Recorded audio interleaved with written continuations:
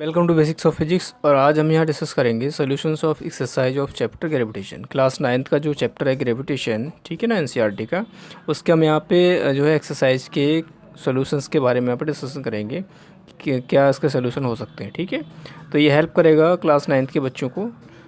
देखते हैं, इसका पहला क्वेश्चन लेते हैं हम लोग। How does the force of gravitation between two objects change when the distance between them is reduce to half. क्या चेंज हो रहा है, देखिए पहले आपको फॉर्मूला समझा देते हैं। देखिए फॉर्मूला क्या होता है force of gravitation between two objects. Formula हमारे पास होता है F is equal to G m1 into m2 upon r square. मान लो ये m1 ऑब्जेक्ट है ना, और ये क्या है m2 ऑब्जेक्ट है। ठीक है, तो m1 ऑब्जेक्ट और m2 ऑब्जेक्ट के बीच में जो डिस्टेंस है वो कितनी r है हमारे पास। तो इनके बीच में जो फोर्स ऑफ अट्रैक्शन होता है वो कितना होता है F, that is equal to G m1 m2 upon r square. अब देखिए किस तरह से चेंजेस आ रहे हैं, किस तरह से वेरिएशन आ रहा है, इसको समझते हैं। तो यहाँ पर चेंज क्या हो रहा है, चेंज हो रहा है distance between them is reduce to half. मतलब इनके बीच की जो डिस्टेंस है वो कितनी हो जा रही है, अब वो हो जा रही है हाफ, यानी कि r/2। बाकी मास में कोई चेंज नहीं आ रहा। ठीक है, तो देखिए अगर हमारे पास इक्वेशन हम इसको 1 मान लें और जो नया वाला फोर्स उसको मान लो F डैश ले रहे हैं, और हमारे पास फॉर्मूला क्या हो जाएगा G m1 into m2 upon are की जगह क्या आ जाएगा r डैश स्क्वायर। कुछ चेंज कहाँ पे हो रहा है, r में हो रहा है। ठीक है, तो जिसमें चेंज हो रहा है हमने वहाँ पे डैश ले लिया। ओके, चलिए अब हम क्या करते हैं, इसमें वैल्यूज़ को पुट करते हैं। तो अगर वैल्यू को पुट करेंगे तो क्या हो जाएगा G m1 m2 upon are dash की जगह क्या लेंगे हम लोग r/2, क्योंकि ये r/2 हो चुकी है। ठीक है, अब इसको सॉल्व कर लेते हैं। तो F डैश कितना आ जाएगा हमारे पास, ये हो जाएगा G m1 m2 upon r square by 4। Numerator by denominator by numerator by denominator. ठीक है, ये पूरा न्यूमरेटर, इसके बाद न्यूमरेटर बाई डिनोमिनेटर, ये नंबर क्या हो जाएगा, रिवर्स हो जाएगा। ठीक है, जैसे x अपॉन बाई, तो ये रिवर्स हो जाता है। तो यहाँ पे क्या हो जाएगा, रिवर्स हो जाएगा ये जी m1 m2 आर स्क्वायर ऐसे ही रहा, 4 ऊपर चला गया। ठीक है, तो फोर्स की जो वैल्यू है वो कितनी आई, 4 G m1 m2 upon r square. इसको इक्वेशन हम 2 मान ले रहे हैं। तो कभी भी हमें कंपैरिजन करना होता है तो आपको डायरेक्ट कर सकते हैं कि 4 टाइम्स हो रहा है। अगर आपको समझ नहीं आ रहा है तो आप क्या करो, इक्वेशन 2 को इक्वेशन 1 से डिवाइड कर दो। ठीक है, तो इक्वेशन 2 को इक्वेशन 1 से डिवाइड करेंगे हम लोग, इक्वेशन 2, ठीक है, डिवाइड बाई इक्वेशन 1। ओके, ऐसे लिखते हैं इसे। तो ये हो जाएगा आपके पास, ये क्या हो जाएगा आपके पास, ये हो गया आपके पास F dash upon F that is equal to 4 G m1 m2 upon r square, and F की वैल्यू क्या है हमारे पास, G m1 m2 upon r square. तो जो कट रहा है उसको काट दीजिए, this cancel out each other, है ना। नंबर क्या बचा आपके पास, 4। So that F dash upon F कितना आ गया आपका, 4 आ गया। तो अगर मुझे F निकालना होगा या F डैश निकालना हो तो निकाल सकता हूँ। तो F डैश क्या हो जाएगा हमारे पास, 4 टाइम्स ऑफ F। तो फोर्स की जो वैल्यू है वो कितनी टाइम्स हो जाएगी, 4 टाइम्स हो जाएगी ओरिजिनल फोर्स के। ठीक है, ये चीज़ आपको समझ आ रही होगी। तो अगर आपकी डिस्टेंस कितनी हो रही है, r/2 हो रही है, तो फोर्स कितना हो जाएगा आपके पास, जो नया वाला फोर्स आएगा दो ऑब्जेक्ट के बीच में, कितना हो जाएगा, 4 टाइम्स हो जाएगा। ठीक है, तो चलिए आगे क्वेश्चन देखते हैं क्या है। आगे क्वेश्चन लिखा है हमने, क्वेश्चन नंबर 2 देख लेते हैं पहले। तो ये आपके पास है, gravitation force act on all object in proportions to their masses. ठीक है, okay, why then a heavy object does not fall faster than a light object. मतलब क्या हुआ कि अगर एक पास हमारे पास एक 100 किलोग्राम का ऑब्जेक्ट और एक 10 किलोग्राम का है, दोनों को हमने गिराया एक साथ। ठीक है, तो क्या कह रहे हैं ये कि जो हैवी वाला ऑब्जेक्ट है जो 100 किलोग्राम का है वो जल्दी क्यों नहीं करता है, फिर इसको जल्दी करना चाहिए। तो ये होता क्या है, जब फ्री फॉल हो रहा होता है, तो फ्री फॉल होता है तो वहाँ पे एक्सेलरेशन आता है, इसके पास भी एक्सेलरेशन आएगा और इसके पास भी एक्सेलरेशन आएगा। वो आता है ड्यू टू ग्रेविटी, जिसको मैं स्मॉल जी की बात कर रहे होते हैं। तो इसमें जो एक्सेलरेशन है वही क्या है, इसमें एक्सेलरेशन है। ठीक है, ओके, तो एक्सेलरेशन ड्यू टू ग्रेविटी दोनों में क्या सेम है। ठीक है, तो क्या होगा कि जो अर्थ पे या दूसरी सरफेस पे पहुंचने का टाइम होगा दोनों, इसका और इसका, वो क्या रहेगा आपका, सेम रहेगा। ओके, मतलब एक्सेलरेशन दोनों में क्या सेम है, तो जो पहुंचने का टाइम रहेगा ऑब्जेक्ट का वो क्या रहेगा आपका, सेम रहेगा। कैसे रहेगा, हम इसको समझ सकते हैं ऐसे कि मान लो ये 100 मीटर जो है कवर कर रहा था और ये भी 100 मीटर कवर कर रहा था, तो हम यहाँ पे यूज़ कर सकते हैं S = UT + ½ AT²। ठीक है। अब दोनों ड्रॉप हो रहे हैं तो यू जीरो हो जाएगा, यहाँ भी यू जीरो हो जाएगा। अब एस दोनों की सेम है, एक्सेलरेशन दोनों का सेम है, तो टाइम क्या लगेगा, सेम लगेगा। अब मान लो यहाँ भी हम s is equal to u t plus half a t square use करें, ठीक है। और मान लो हमको यहाँ तक पहुँचना था, ये अर्थ सरफेस थी, ये डिस्टेंस क्या है, यहाँ से एस है ना, और ये भी डिस्टेंस क्या है, यहाँ से एस है, ओके। डिस्प्लेसमेंट ले सकते हो, डिस्प्लेसमेंट क्या है, एस है। अब यहाँ पे ड्रॉप हो रहा था तो यहाँ पे यू की वैल्यू जीरो और यहाँ भी यू की वैल्यू क्या, जीरो, तो ये कैंसिल आउट हो जाएंगे क्योंकि यू जीरो हो रहा है। एस दोनों में सेम है, एक्सेलरेशन दोनों में सेम है, तो टाइम जो आएगा वो भी क्या आएगा, सेम आएगा। तो बिल्कुल सही बात है कि जो faster object sorry heavy object वो फास्टर नहीं जाएगा, मतलब उसमें कम टाइम नहीं लगेगा। जितना टाइम 100 kg को यहाँ तक आने में लगेगा उतना ही टाइम 10 kg को यहाँ तक आने में लगेगा। तो दोनों का जो टाइम है पहुँचने का वो सेम रहेगा, बिकॉज ऑफ दैट कि एक्सेलरेशन ड्यू टू ग्रेविटी दोनों में क्या सेम है, ठीक है। चलिए थर्ड क्वेश्चन देखते हैं इसका। थर्ड क्वेश्चन कह रहा है what is the magnitude of Fg between the earth and a 1 kilogram object on surface, ठीक है। क्या कह रहा है, what is the magnitude of Fg का मैग्नीट्यूड की बात कर रहा है, डायरेक्शन तो डाउनवर्ड ही होगी, between the earth and 1 kg object on its surface, किसकी सरफेस पे, अर्थ की सरफेस पे, ठीक है। चलिए सॉल्यूशन देखते हैं क्या होगा इसका। तो अगर मैं फोर्स की बात करूँ एफ ऑफ जी की, तो दो ऑब्जेक्ट के बीच में फोर्स क्या होता है, जी m1 m2 upon r square, ठीक है।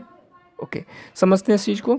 जैसे मान लो हमारे पास एक ये m1 ऑब्जेक्ट है, ठीक है, जो कि 1 kg का है, ये आपके पास क्या है, 1 kg का है, और एक बड़ा सा अर्थ है, इसको हम ऐसे रख लेते हैं, इसको हम ऐसे रख लेते हैं, ठीक है, ऐसे। ये बड़ा सा हमने अर्थ लिया हुआ है, ठीक है, ओके। और अर्थ का मास आपको दे रखा है m ऑफ ए की फॉर्म में। अब जो डिस्टेंस होती है वो सेंटर से होती है, दोनों ऑब्जेक्ट के बीच के सेंटर की डिस्टेंस, जो कि कैसे क्या होगी, एक्चुअली आर होगी, रेडियस ऑफ अर्थ, ठीक है, ओके। सो अब हम यहाँ पे यूज़ करेंगे formula F G equal to G m1 m2 upon r square, ठीक है। देखो क्या होगा, जी की वैल्यू होती है 6.67 इंटू 10⁻⁻11, m1 कितना है 1 kg और m2 कितना है हमारे पास, ये मास ऑफ अर्थ हो जाएगा 6 इंटू 10⁻24, ये हो जाएगा 6 इंटू 10⁻24, ओके। और आर स्क्वायर, आर कितना हमारे पास 6.4, ठीक है, 6.4 10⁻6 का स्क्वायर, ओके, 6.4 10⁻6 का स्क्वायर। इसको सॉल्व करके आपको देखो, सॉल्व करके देखते हैं कितना आंसर आ रहा है इसका। तो सॉल्व करने के बाद हमारे पास जो फोर्स आ रहा है एफ ऑफ जी वो कितना है 0.97705 10⁻11 इंटू 10⁻12। हमने सॉल्व किया इसको तो 9.7 न्यूटन। तो दो ऑब्जेक्ट्स के बीच में जो फोर्स आ रहा है वो कितना आ रहा है 9.7 न्यूटन के आसपास आ रहा है, ठीक है। ये अप्रॉक्सीमेट वैल्यू है, इसको आप कैलकुलेट करके एक बार चेक कर लेना। तो इस तरह से हम इसका मैग्नीट्यूड फाइंड आउट कर सकते हैं। ध्यान रखने वाली बात क्या है कि जो हम आर लेते हैं ना, वो दोनों ऑब्जेक्ट के सेंटर की डिस्टेंस होती है। मैंने आपको वीडियो लेक्चर में भी समझाया था जब हमने आपको ये फोर्स के बारे में पढ़ाया था, ठीक है। कई बार लोग सोचते हैं कि बीच का गैप लेते हैं, बीच का गैप तो यहाँ पर जीरो हो गया, तो गैप नहीं लेते हैं, एक्चुअली सेंटर से क्या लेते हैं, दोनों ऑब्जेक्ट के सेंटर के बीच का क्या लेते हैं, डिस्टेंस लेते हैं, ठीक है। तो इसका जो फोर्स का मैग्नीट्यूड है वो कितना 9.7 न्यूटन आ रहा है, सही है। चलिए आगे क्वेश्चन देखते हैं इसमें। नेक्स्ट क्वेश्चन देखते हैं क्या है, क्वेश्चन नंबर 4 एनसीईआरटी एक्सरसाइज का। ये कह रहे हैं the earth and moon are attracted to each other, ठीक है। अर्थ और मून एक दूसरे को अट्रैक्ट कर रहे हैं by the force F G, okay. Does the earth attract the moon with a force that is greater और स्मॉलर और सेम, यानी ग्रेटर हो सकता है या फिर स्मॉलर हो सकता है या फिर सेम हो सकता है। इसमें पूछा गया आपसे इसमें कौन सी कंडीशन होगी, as the force with which moon attract the earth and why. So समझते हैं केस को। देखिए अगर मान लो ये हमारे पास अर्थ है, ठीक है ना, ये क्या है हमारे पास अर्थ है, और यहाँ पे हम इसको मून मान रहे हैं, ठीक है, एक ऑब्जेक्ट को मून मान रहे हैं। इनके बीच की सेंट्रल डिस्टेंस होगी कुछ ना कुछ, आर ले लेते हैं इसको, स्मॉल आर, ठीक है। इसका मास अपना एम ऑफ ई होता है, इसका मास एम ऑफ एम मान ले रहे हैं। इनके बीच का जो फोर्स ऑफ अट्रैक्शन है ना, फोर्स ऑफ अट्रैक्शन वो एफ ऑफ जी के बारे में बात कर रहे हैं कि force of attraction between earth and moon is equal to F of G. अब क्वेश्चन ये कह रहा है कि अर्थ क्या कर रही है, मून को अट्रैक्ट कर रही है, बिल्कुल सही बात है। मून भी अर्थ को क्या करेगी, अट्रैक्ट करेगी, तो दोनों क्या अट्रैक्शन फोर्स होता है दोनों ऑब्जेक्ट के बीच में। अब ये जो अट्रैक्शन फोर्स है, मून चूँकि साइज में छोटा होता है, अर्थ साइज में बड़ा होता है, यानी मून का मास कम होता है और अर्थ का मास क्या होता है, ज़्यादा होता है, ओके। आपसे पूछा जा रहा है कि आप ये बताइए कि जो फोर्स है वो ग्रेटर है, स्मॉलर है या फिर सेम है, ठीक है ना, जिसकी वजह से मून क्या कर रही है, अट्रैक्ट कर रही है अर्थ को, है ना। मून किसको अट्रैक्ट कर रही है? अर्थ को। यानी मून जब अर्थ को अट्रैक्शन फोर्स लगा रही है तो मून का जो फोर्स है एज़ कम्पेयर टू अर्थ के फोर्स के वो कम है ज़्यादा है?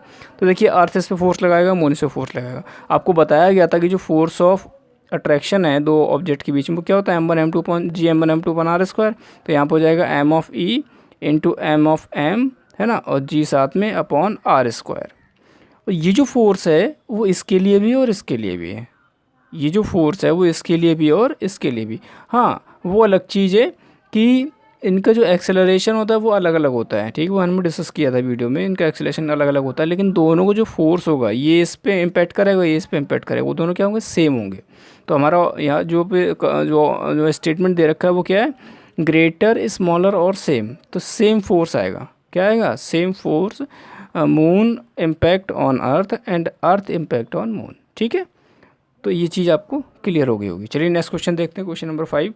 चलिए नेक्स्ट क्वेश्चन देखते हैं। If the moon attract the अर्थ, अगर मून अट्रैक्ट कर रही है अर्थ को, why does the earth not move toward the moon? ये आपको समझाया गया था, आप दोबारा देख लेते हैं इसको। अगर ये मून है, मान लो, है ना, ये मून है और ये अर्थ है हमारा बड़ा सा, ठीक है, ये अर्थ है। तो आपको पता है कि दोनों के बीच में क्या लग रहा है? फोर्स ऑफ अट्रैक्शन लग रहा है, जो कि एफ ऑफ जी है, ओके, और इक्वल होता है, ठीक है। अब इसका जो मास है वो ज़्यादा होता है एज़ कम्पेयर टू मून, है ना। मास ऑफ अर्थ क्या होता है? काफ़ी ज़्यादा होता है एज़ कम्पेयर टू मून, ठीक है। अच्छा, तो इसका अगर एक्सेलरेशन निकालूंगा, इसका एक्सेलरेशन निकालूंगा तो F G upon mass of earth, और इसके लिए अगर एक्सेलरेशन की बात करूंगा तो F G upon mass of moon. तो डेफिनेटली इसका एक्सेलरेशन ज़्यादा आएगा, इसका एक्सेलरेशन क्या आएगा? कम आएगा, ठीक है। तो इसकी वजह से क्या हो रहा है? अर्थ इधर मूव नहीं करते हुए दिख रहा है। अर्थ मूव कर जाता अगर एक्सेलरेशन क्या होता? काफ़ी ज़्यादा अमाउंट में आता है, लेकिन एक्सेलरेशन क्या होता है? काफ़ी ज़्यादा निग्लिजिबल होता है, तो अर्थ जो है वो मूव नहीं कर पाता है। अच्छा, इसका एक्सेलरेशन भी जो है इसके कंपेरिजन में ज़्यादा है, लेकिन खुद का अगर देखा जाए तो क्या है? काफ़ी ज़्यादा कम है, क्योंकि इसका भी मास काफ़ी ज़्यादा होता है ना। अच्छा, दूसरी चीज़ ये है कि आपके दिमाग में ये आ सकता है कि जब जो है ये मूव नहीं कर रहा है तो ये क्यों मूव कर रहा है इसके चारों तरफ? देखिए वहाँ पे कॉन्सेप्ट आ जाता है सेंट्रीपिटल फोर्स का। किसका कॉन्सेप्ट आता है? सेंट्रीपिटल फोर्स का, जो कि सर्कुलर मोशन हो पा रहा है मून का अराउंड द सन।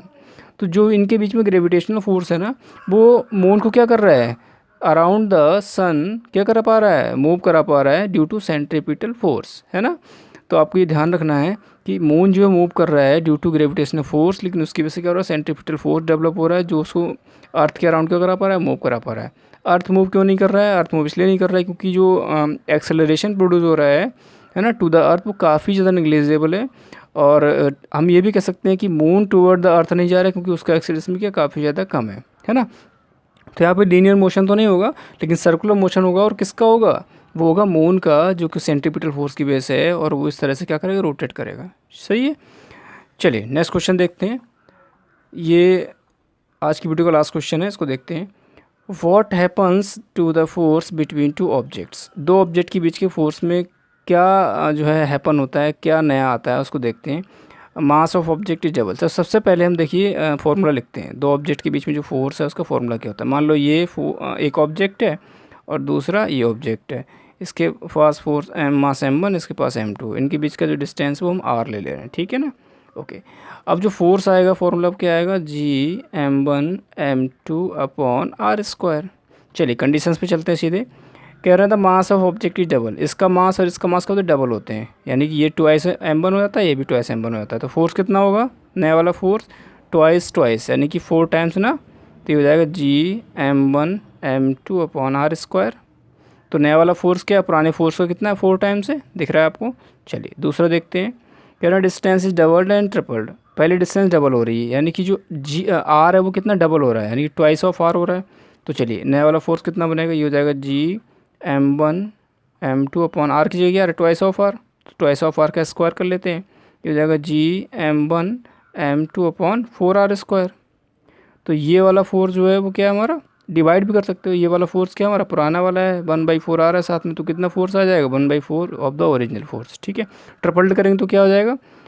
3 का square 9, 1/9 of the original force, ठीक है। नेक्स्ट थर्ड देखते हैं। तो थर्ड में क्या हो जाएगा आपका? थर्ड हो जाएगा the mass of both object are doubled. Both object का जो मास है वो क्या होगा? डबल्ड हो रहा है दोनों का। तो ये क्वेश्चन तो ऊपर था, the mass of object is double, ठीक है ना। अच्छा, उसमें सिंगल ऑब्जेक्ट का डबल हो रहा है, सॉरी।